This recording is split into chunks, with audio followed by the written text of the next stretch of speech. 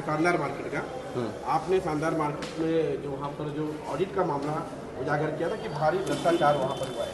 आप जो है काउंसिल में चिल्ला रहे थे लेकिन किसी प्रकार की सुनवाई नहीं हो रही थी। नहीं सुनी जाएगी। जिस दिन सुनी नहीं जाएगी उस दिन हाउस नहीं चलेगा। रास्ते में क्या पूरा मामला क्या? मामला कुछ नहीं है। एक चीज बताई गई रोड पे है, कितनी बिल्डिंग है वो भी आप जाके गिनो, उसकी कितनी घरपट्टी होती है वो भी आप जाके गिनो, वो कितना साल पहले बनी है वो भी आप जाके गिनो, इस प्रभाग में कितनी घरपट्टी अब तक वसूली गई वो भी आप जाके देखो। मैं दावे से बोलता हूं कि कई करोड़ रुपए का घोटाला वहां पे हुआ है और डबल किस्म का काम हो रहा है वहां पे जो पीछे के मकसूम साहब प्रभाग अधिकारी थे उन्होंने कई एक काम ऐसे विवादित करके अपने जगह पे से चले। अगला कदम क्या रहेगा? जिस तरह से आपने भ्रष्टाचार का आरोप लगाया है तो क्या इस पर आप कुछ ठोस कदम उठाने वाले हैं? ठोस कदम उठाने का पत्रकार सर ये है कि कोई गली कूचे में शानदार मार्केट नहीं है, है ना। एक एक बिल्डिंग आप गिन सकते हो, उसकी घरपट्टी क्या होती है और अब तक कितनी वसूली गई। आपकी भूमिका क्या रहेगी? पूरा पैसा वसूला जाए, बिल्डर लॉबी को फायदा न दिया जाए, कोई चीटिंग ना होए, पूरी घरपट्टी वसूला जाए, जो उसका मालिक है उसके ऊपर एफआईआर दर्ज होए और पूरा पैसा भराया जाए उससे। जब तक शानदार मार्केट की पूरी घरपट्टी नहीं वसूली जाती, जब तक वहां पे कोई दूसरा काम ना हो।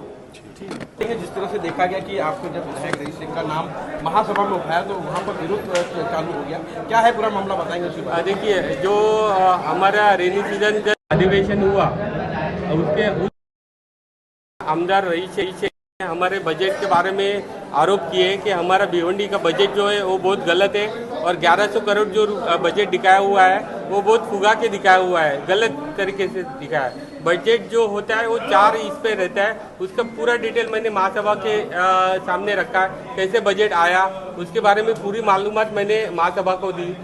उनका कहना है जो 661 करोड़ का जो बजट एक्चुअली होना चाहिए, लेकिन 661 करोड़ सिर्फ भांडवली उत्पन्न है जो हमें आने वाला है, उस पे बजट नहीं होता। बजट जो होता है हमारा पिछला बैलेंस, हमारा कैपिटल इनकम, हमारा भांडवली उत्पन्न और हमारे लायबिलिटीज, इसके चारों मुद्दे कंसीडर करके बजट होता है। उन्होंने जो मालूमात विधान परिषद में दी बहुत गलत इंफॉर्मेशन था। यहाँ पर देखा गया कि कांग्रेस के नगर सेवकों ने जो है विरोध जताया, उस पर क्या कहना चाहिए? उनका काम था, उन्होंने उनके आमदार साहब था उनका बाजू रखने का कोशिश किया, लेकिन मैंने महापौर साहब को वही विनती की कि जो हमारे महानगर पालिका की बदनामी हुई वो सही है या गलत है, तो उसके बारे में उनके पास रिप्लाई नहीं था। आपने निषेध की बात कही थी, निषेध किस विषय को लेकर किया गया? तो निषेध वही जो हमारे भिवंडी महानगर पालिका का बजट जो था वो हमारे 90 नगर सेवकों ने पूरे 8 घंटा चर्चा करके उसको बजट को मान्यता दी थी और वो बजट गलत ठहराने का काम आमदार साहब ने किया है, उसके बारे में मैंने निषेध व्यक्त किया। भाजपा के नगर सेवक आपके साथ में क्यों नहीं खड़ा हुआ? देखा गया कि इस तरह से वहाँ के नगर सेवक मतलब कांग्रेस के नगर सेवक एकजुट होकर आपका निषेध। नहीं, भाजपा के सभी नगर सेवक मेरे साथ में थे, इवन कोणार्क विकास आघाड़ी के थे, शिवसेना शिंदेगढ़ के नगर सेवक मेरे साथ में थे। डॉक्टर बनना चाहते हो या हेल्थ केयर फील्ड में अपना करियर बनाना चाहते हो तो भिवंडी के स्टूडेंट्स के लिए है एक शानदार opportunity. The right way institute में मिल रहा है 1 ईयर नर्सिंग असिस्टेंट कोर्स सिर्फ 4,999 रुपए में, वो भी सिक्योर जॉब अपॉर्चुनिटी के साथ। इसके अलावा आप MLT, DMLT, x ray technician, OT technician और डायलिसिस टेक्नीशियन जैसे प्रोफेशनल कोर्सेज भी कर सकते हो। Easy instalments, government scholarship, online and offline classes, experienced faculty, 100% job assistance. तो आज ही कॉन्टैक्ट करें द राइट वे इंस्टीट्यूट और अपने हेल्थ केयर करियर की शुरुआत करें। उस नगर सेवक का निषेध किया। देखिए, हमारे आमदार साहब के बारे में इस तरीके की भाषा का कोई वापर करेगा तो हमारा गट चुप नहीं बैठेगा और हम लोगों ने पुरजोर तरीके से उसका निषेध किया और ये आगे से हम देखेंगे कि ऐसा कुछ ना हो, उसकी हम खातरी करेंगे। ओके। सर क्या कहेंगे जिस तरह से महासभा में आज कहीं विकास के बारे में देखिए गया कि उठाया जा रहा था, लेकिन नगर सेवक कहीं ना कहीं उनके सवालों को अनदेखा किया जा रहा था, क्या पूरा मामला है बताइए? क्या होता है कि भिवंडी शहर में आज तक ऐसा आमदार का काम देखा नहीं ना। आज भिवंडी पूर्व के जो हमारे आमदार है, पश्चिम की जो आमदार है, दोनों भी विकास पुरुषों में उनका नाम क्यों लिया जाता है? जो विकास सही में हुआ है, क्योंकि भिवंडी शहर की जो खस्ता हालत है, देख रहे हैं कि हम लोग 15 साल से 10 साल से हम लोग फंड से झुंझ रहे हैं, अभी भी झुंझ रहे हैं। हम लोग 2-2 लाख रुपये मोहताज है, 1-1 लाख रुपये मोहताज है, लेकिन 2 से 3 हज़ार करोड़ का फंड जब रईस शेख साहब ने लाया तब ये भिवंडी का विकास पुरुष नहीं कहा जाएगा।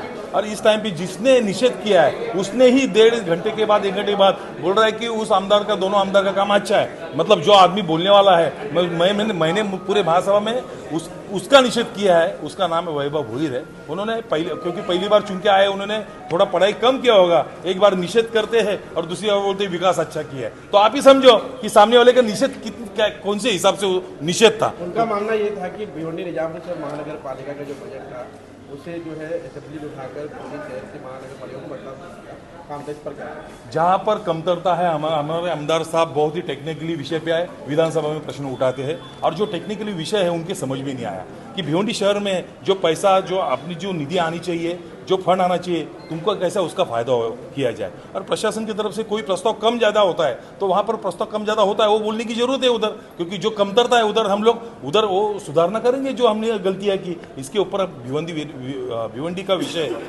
जो स्टैंडिंग महासभा का सब चीज़ का एक ब्यौरा लेने वाले हमारे रईस शेख आमदार साहब है। और विधानसभा में सिर्फ भिवंडी के आर्थिक स्थिति को बलकटी से पूरी करने के लिए उन्होंने जो मुद्दा उठाया था, और ऐसे नगर सेवक का मैंने कड़ी निंदा में निषेध किया है, हमारे पूरे ग्रुप ने निषेध किया है।